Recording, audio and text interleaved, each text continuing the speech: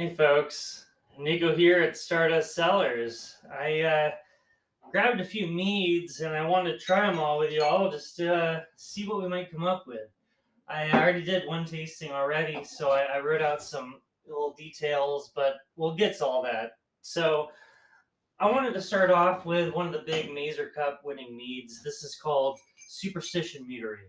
And these folks, they make some award-winning meads. Untapped is mostly their meads with a few others. So without further ado, this mead's a little bit more on the jammy, rich blackberry sort of side. It smells delicious. The taste matches up with it quite well. I'd say this is more on the sweet, a little more of the jammy side. It's not really something that I would be able to drink more than a glass of. And I've had a few people try it so far, and it's hard to drink a lot of. It's delicious. It smells great. I could see why it wins the Mazer Cup often. And they really have come out with something that smells the way it tastes.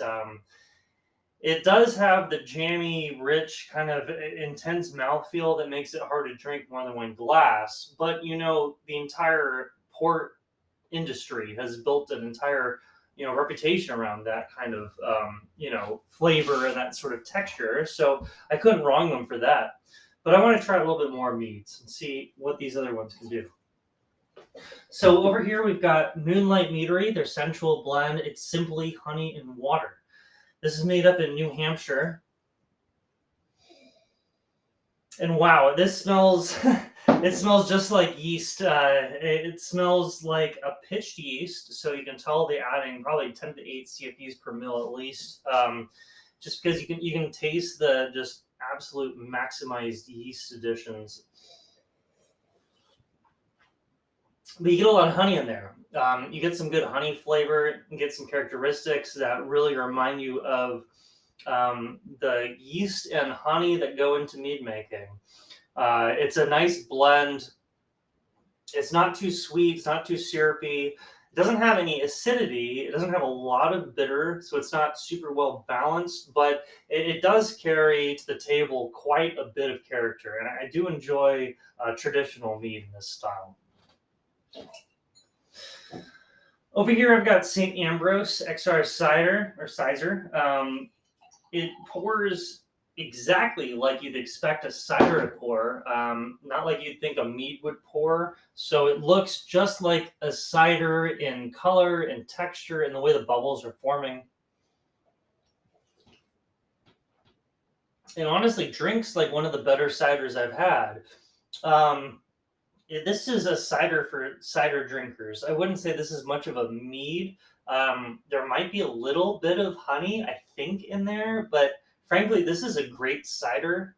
Recommend it for people who like cider. The next on the menu is Crafted. This is an Ohio-based meadery. They do an artisanal mead with blackberry and Cascade hops, which is very exciting for me. I think it pours just like a seltzer would pour, so not super heavy bodied. But it's got a nice amberish, reddish sort of color. Smells like berry meets seltzer.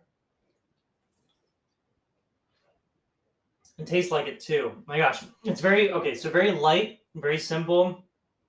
You're getting a 6% mead, but this one you can really taste the honey. You can smell the honey, as well as the berry and the hops, of course. I really taste the hops. I smell the berry, and I really smell the yeast, and the honey floral notes are certainly there.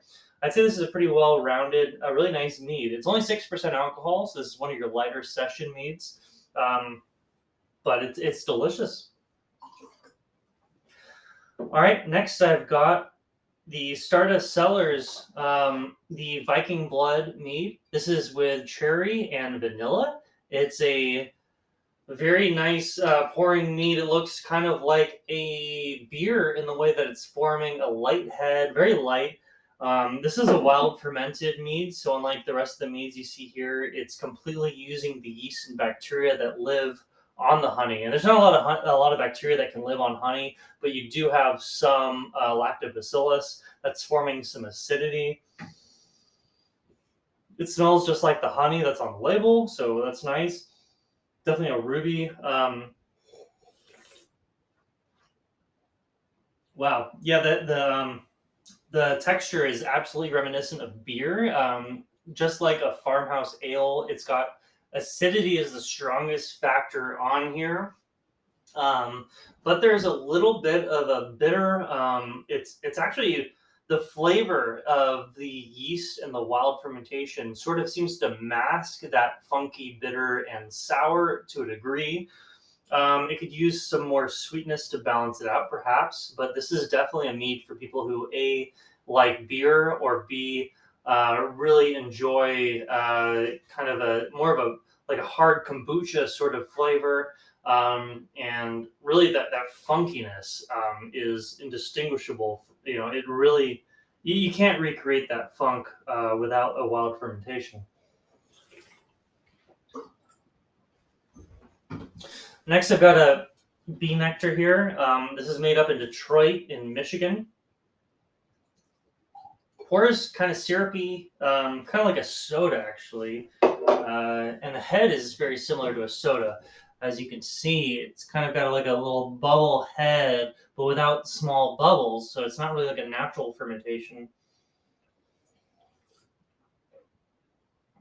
No, wow. Oh, yeah. It, if you're familiar with Pepsi, Pepsi products are very similar to this, where you can feel it on your teeth. The sugar and acid are meeting on the teeth. Wow, it's actually pretty good. It's if you like Pepsi or you like a Dr Pepper, it's kind of got that kind of vibe where it's really sweet and sour, but more kind of burning on the enamel of your teeth. But the flavor development is nice. It's actually a very nice combination of flavors. I think there's clove. Okay, mead with blackberry, clove, and orange. It's nice. You got the fruity, like a fruit soda sort of flavor. It does kind of, you can really feel on the enamel. But that's what you kind of expect with a soda. So I'd say this is kind of the soda of mead, which is kind of exciting. It's a fun flavor combination. The clove really makes it an adult flavor rather than just a soda. Next, we've got Meridian Hive out of Austin, Texas. Not quite as much of a soda. It's more light. Way more of a wow, it tastes like canned peach. This is the peach version. It tastes like canned peaches and table honey kind of stirred together in a pot and then put into a bright tank to force carbonate it. It's delicious. It's very simple. I wouldn't really compare this with mead so much. It happens to have honey in it, but it's more of a like a nice seltzer, kind of like a honey soda water, like a it's like an alcoholic soda water, really. If I think about it, it's nice. It's refreshing. It's light. It's kind of more on the sweet side. I would not call this a balanced mead at all. But it's I could see a certain clientele on a hot sunny day in Austin, Texas, really enjoying this. Okay. Next, I've got Moonjoy Meadery. So they're making a mead out of black currant and lemon. So let's see here. It's a very light mead. It doesn't really have the thickness and syrupiness of the Moonlight. It smells more on the oxidized raisiny flavor spectrum, which is a common part of mead making. So this is more of like an aged mead.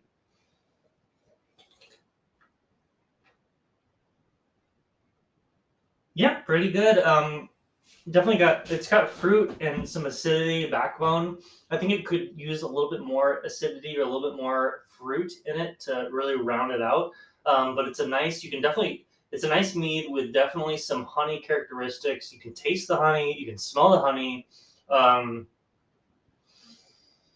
it could use a little bit more push in the diverse flavors. but it's very nice. And actually, I looked at the packaging and it says this one is sulfite free, kind of like Stardust. So they're using a little bit. They're taking on a little bit more risk. It's a cleaner flavor. It's got a little bit more oomph to it, and it's very nice. It's a drinkable mead. Next, I've got Moondog Meadery, which pours just like a wine. It smells interesting, kind of like a biscuit almost, like a wheat, like wheat and honey. While it's having a lot of bitter, almost like a metallic finish to it. I don't know what gives it metallic. It could be the water that's being used. It could be tap water. I don't know. Um, yeah, interesting. Okay, it's not really my favorite, but it's certainly got honey, and you can taste the yeast and the breadiness to it. Well, okay. This is Winter Run Cellars over here. So this is more of a cider mead. Again, pours like a wine, and you can smell a lot of apple on this. You can definitely tell that it's a little bit on the sweeter spectrum, which is certainly masked by its or complemented by its taste. It definitely tastes on the sweeter side.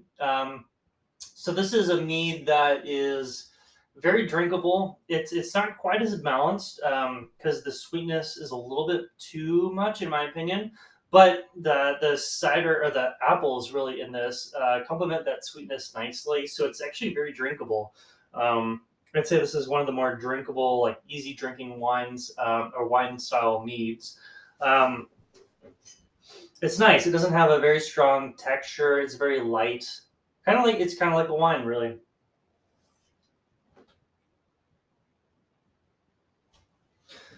Then finally, we have our lavender mead from Stardust Cellars. I wanted to share as my last little takeaway. This is the most herbal out of all of these here. So it's got more of a bitter herbal sort of flavor. You have to like lavender for this to really make sense for you. Lavender is the dominant smell, but the flavor actually ends up being a little bit more on the acidic side. A lot of bitter, but does have acidity there from probably the funk and the initial as it's fermenting and before it gets really strong alcohol. There's a lot of lactobacillus likely in that wild fermentation. It's bitter. It's paired with some lavender. It's got some real mouthfeel to it. That's got to be proteins and just the kind of yeast, the wild yeast mana proteins as they develop. But yeah, I'd say the texture of these, the Stardust Cellars meads, are more like beer. These meads, so Moondog, Moonjoy, Moonlight, these drink a lot more like wines. So kind of a lighter, sharper texture. It's more something you could drink a lot of really easily without really feeling a lot of mouthfeel. But the Superstition is more on the thick and heavy side, which is a more classic mead. Like if you're familiar with Chaucer's or Redstone or any kind of those older classic, 1970s, 80s meads, I'd say Superstition's more on that level. I'd say more like the more modern style of the light, bubbly session meads. The St. Ambrose is delicious, really refreshing. I think the Crafted does that while being more like a mead, so it really preserves those honey characteristics. The Bee Nectar is more like a soda, which can be nice for some people if they want a sweet and syrupy kind of refreshing soda drink. It's a nice drink. The Meridian's a little bit more light of a version. If you want this I think on a hot day, I would go with Meridian over Bee Nectar for my soda canned meads. The Windsor Run is delicious, like kind of a nice apple flavor. It does override most of the other flavors, and it's kind of simple. But I'd say for a nice bottle to share with friends, it's a definite winner. Your Moondog is more unique. It's definitely different than the rest of these here. More of a bready, biscotti sort of flavor, so like a hard wheat, and all that. And then I like to say Moonjoy is definitely a fantastic mead with a lot of it's got a lot more of an old school mead flavor where you're getting the honey, you're getting that kind of that that old dried fruit sort of flavor, while being more on the oxidized side. I think Moon Dog has more of the reduced side of flavors. I think they could use more oxidation, and that brings me to the start of cellars. And of course, that's my mead. This is my baby, so it's got more of a like a Belgian kind of a rustic flavor and earthy characteristic to it that I think warrants a little bit different clientele than the rest do. It might not be exactly what meat drinkers are looking for, but I think for farmhouse ale, more experimental drinkers, this is a pretty exciting concept. Um, and the lavender is more of the methylene kind of herbal characteristic side of meat drinkers. Well, the Viking blood is really for the sour drinkers, and for people who like more of the Belgian, old school sour and open top feeder kind of style of ales. So there's a lot of similarities and differences between all of these. As you can see, it really mead is a diverse and very avant-garde sort of industry, and I'd like to see more meads that are more well balanced and really get that acidity, the bitter, the sweetness, and all of that aligned. And I think this series has really shown me there's a lot out there that is. And that's exciting. There's mead for wine drinkers. There's mead for beer drinkers. There's mead for seltzer drinkers. Really, killer seltzer. I'd say it's a lot better than seltzers. And of course, there's history and there's some modern innovation. So my name's Nico. Again, I'm from Stardust Cellars. I'm hoping to do a whole lot more educational videos like this and get to really showcase what mead is like, whether it's just North Carolina or we're talking about United States of America. I think we all have a huge place and a huge role to play in the next series of alcoholic beverages in the food and beverage industry. So thanks for tuning in, and I'll see you all next time. And hope we can have a lot more fun in the future.